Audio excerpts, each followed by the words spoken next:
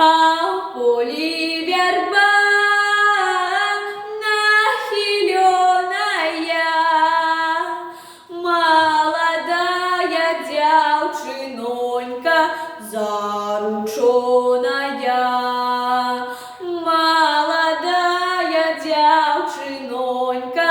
зарученая, зарученая і запітая, тады яе запівалі, як сад зацвітав, тады яе запівалі, як сад зацвітав, як сад зацвітав, як заря взійшла, молодая девчинонька по воду ішла.